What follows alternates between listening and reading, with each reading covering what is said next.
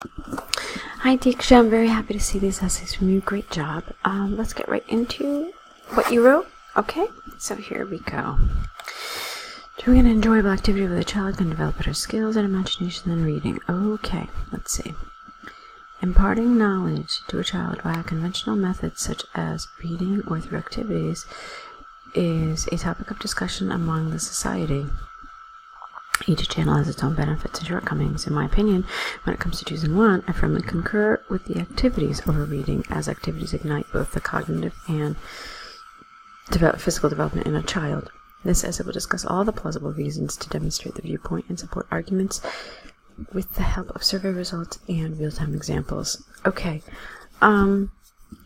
excellent, great, really, very nice. The only thing that I would really change here, which is a detail, but still, is this, okay?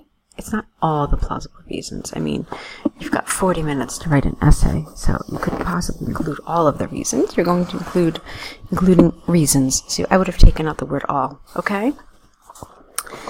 All right.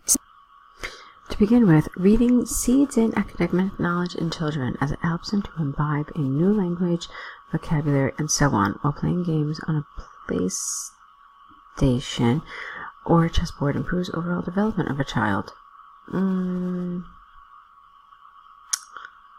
Let's see. Okay, so I wouldn't have put an in here, and I'm not a huge fan of the word imbibe here. Don't think this is the appropriate word, okay? Alright, to be precise, when children play games, they usually think out of the box to win the game. And at the same time, it fosters a relationship with their peers or parents. Okay. What I'm not a huge fan of here is the use of the word games twice. There was a way to avoid it. Okay, there were several ways to avoid it. So, for example, to be precise, when children play games, they usually think out. I would have said maybe outside the box, but it doesn't matter.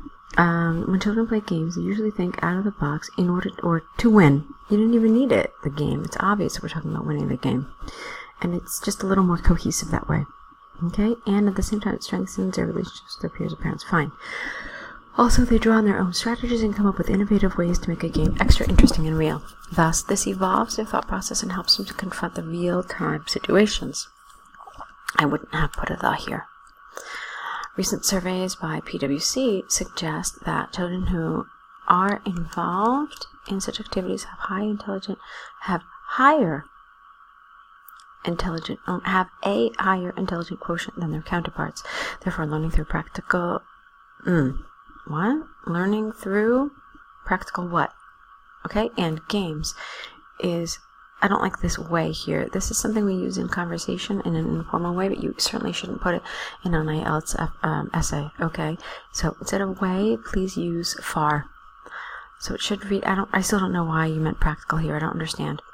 So therefore, learning through games is far more prudent than reading. Okay, the paragraph is lovely. It's really well developed. You've got some nice examples, and I really like the way you supported all of this in here. So it's very well done.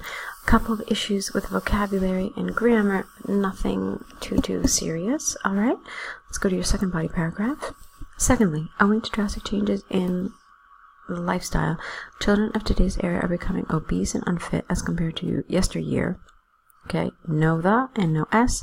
Therefore, involvement in sports or any other physical activities in early childhood is the need of the hour, and which cannot be obtained with the help of reading. Good.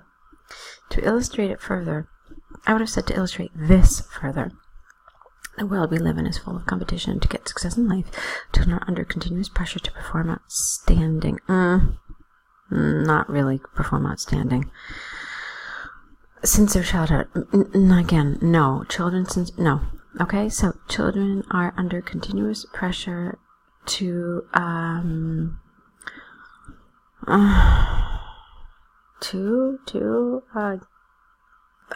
to succeed, to outperform others, to get ahead, but this is just awkward, all right? Hence, interesting activities become vital for them to provide them a break from their mundane schedules and give them an opportunity to explore and visualize the world and spread their wings to fly. Okay, I don't feel that this here really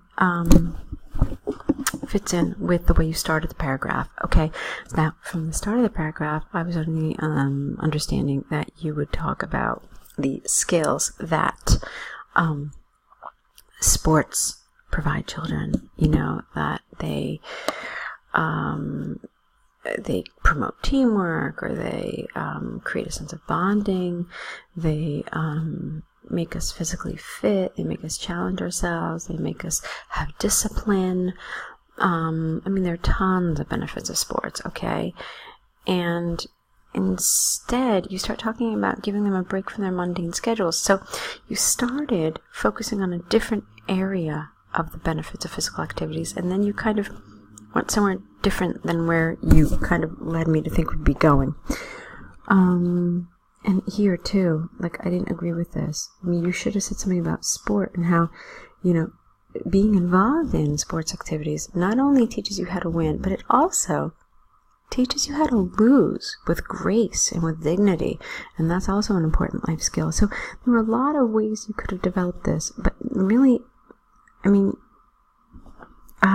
since I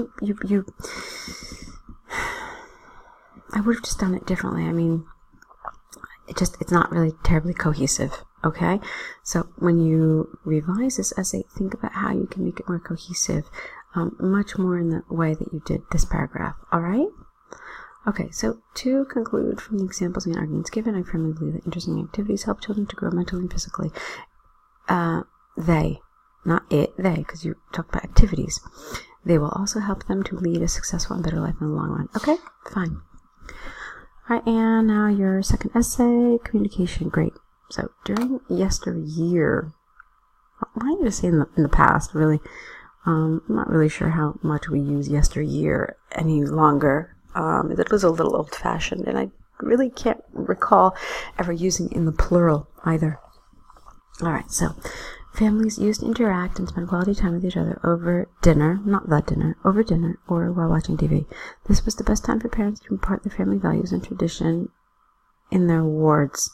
Again, not the most natural word. You haven't used children yet, so feel free to do so, okay?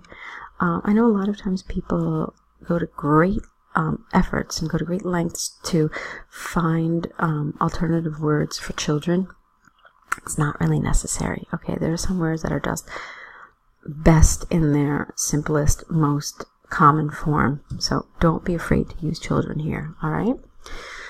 Okay, nevertheless, this trend has diminished in the contemporary world, and currently families seldom unite or talk to each other. I firmly concur with the notion that interaction among family members has dropped off significantly in recent years. This essay will discuss the viewpoint using examples of smart applications and surveys to demonstrate points and support arguments. Okay, perfect. To begin with, there has been a significant rise in the fields of technology and the internet. A large number of social applications have evolved, not passive, have evolved in recent time, which has imperatively built to enable people to connect with each other while they are away. Okay, this is not the right word here. You can't say that. They have imperatively built. No, you could just say they have evolved in recent times, enabling people to connect with each other, or which have enabled. Either one, but you don't need this. However, these applications have made people apart.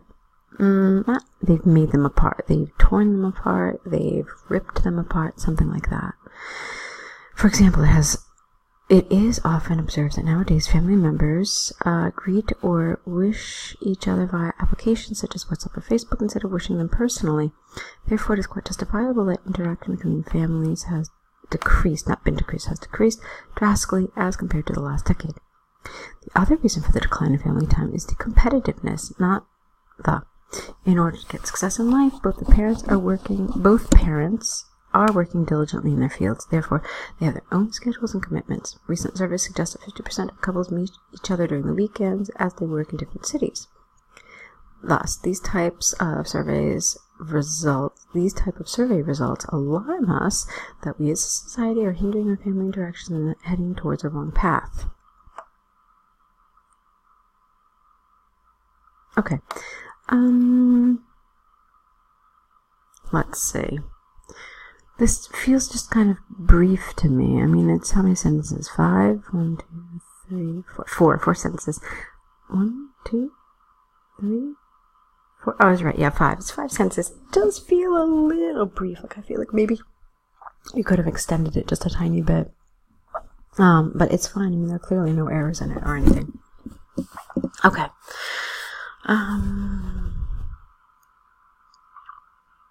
You know what? That's what it is. What's missing here is more talk about communication being less. Because just because people are in a different city, it doesn't mean that they're not, excuse me, seeing each other or spending time with each other over applications like Skype or Messenger or WhatsApp or whatever. So I would have liked you to really, really, really point out how all of this is reducing communication. Alright, and now on to your conclusion. To conclude with the examples and arguments given, I firmly agree that the bond between families has receded drastically due to new innovations or in order to gain rate heights in careers by individuals. And there was a high probability, no, and we don't start a sentence in IELTS with and, okay? Yeah, it's something we do nowadays in informal language. You probably see it all over the internet, but in a situation like this, I don't want you to do it, okay? No starting sentences with and or but. So there is a high probability that this trend will continue in the future also. Fine. So, Deeksha, you have some really, really, really nice elements of your essays. Your command of English is quite strong. You've got good vocabulary. You've got some good development in some of these areas. But there are some places that I want you to correct. So now what you need to do is, based on the suggestions in this correction, I need you to correct these essays, all right, and then take those errors and create an error correction list, add the errors to the error correction list, and next to those errors, what the proposed correction is. And then, of course, we need to see new essays from you. Try to do all of this within the next 24 hours or so you can really apply everything you've been learning, okay? So, again, correct these essays, start your error correction list, and then new essays, and send them all back to us, okay? We'll be waiting for them. So good luck to you, and I'm really looking forward to see what your next essays will be like.